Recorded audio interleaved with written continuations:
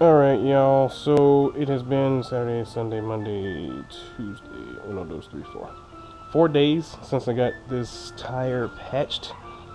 I'm just gonna do a quick update and see how she fared. I don't think it's dropped any.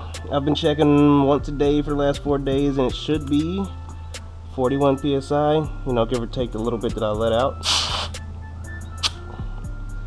41.5, and it's just been sitting here in the garage, and it's pretty solid, which is a very positive note. Oh, by the way, I don't know if I mentioned in my brake video, brake bleeding, I did secure all my stuff.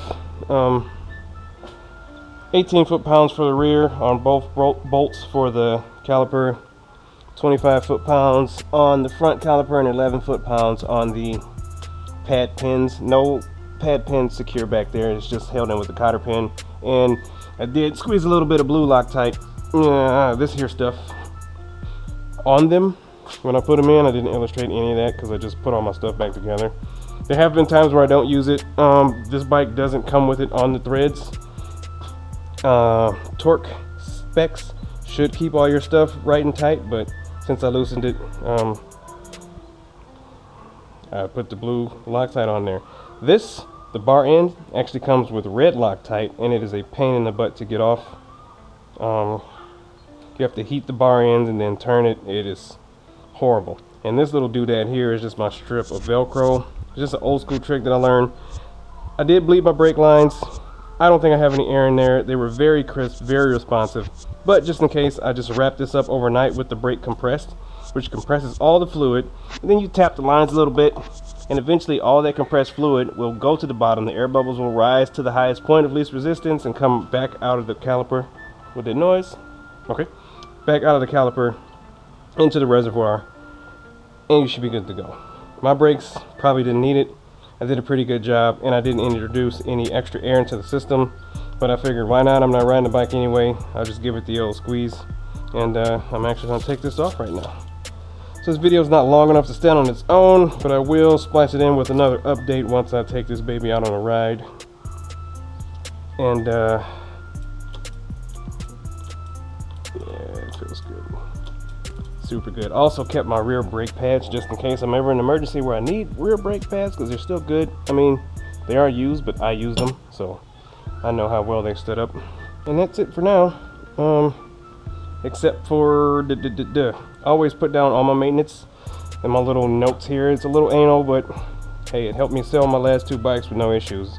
People like to know what work's been done on the bike, and I put here that the rear tire was patched at 10,698 miles and new brakes all around and brake fluid change. That way I know when I've done the service and when I need to next do it. So it's one of those things where they got a little page in the owner's manual where you write all this stuff, but hey, we live in the future. Might not just throw it in your cell phone and be good to go.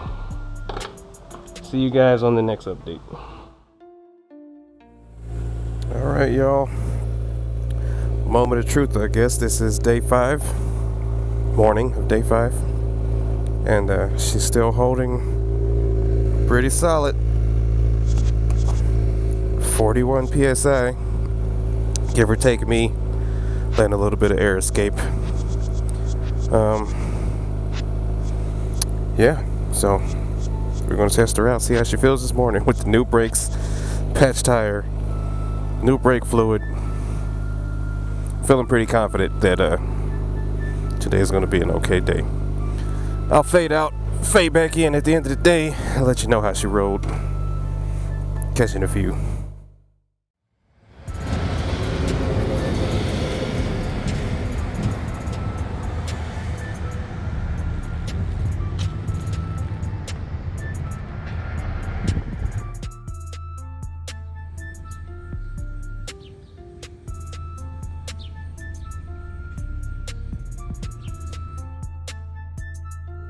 Okay guys, so I believe this is the last segment that I'm going to do regarding this issue. Tire patch has been exactly a month and well over 1,000 miles, 1,028 miles to be exact. I put on this baby, no issues, no pressure drop except with, you know, the normal temperature change you would get. Excuse the bike, she's a little dirty in the butt. I rode in the rain yesterday, but you all know how much I like riding in the rain. But yeah, so the manufacturer supported method, more manufacturer supported method, of course, is a tire patch as opposed to the plug. So I can guarantee that it works. Well, I can't guarantee. I can support this method. I would like to thank Rosenau for hooking me up and my buddy Spider for making a suggestion, because I was going to plug it, and as opposed to the plug, I prefer this method better. Only cost me $50. In an emergency situation, I would have plugged the tire, but I was not in an emergency situation. I'm pissed off because I got a hole in my tire situation. Completely different. Had time to take the tire off, run it down to a shop, have them patch it. It's the only shop in the area that I can find that will patch it, and this thing freaking rocks. I have taken it up to freeway speeds and slightly higher.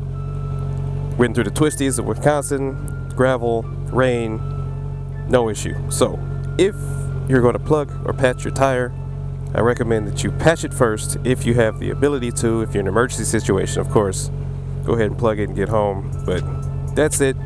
I don't think I'm going to have anything else to report on this unless something detrimental happens, but I'm going to ride this puppy out to the end of the life of this tire, and we'll see how she goes. Catch you guys later.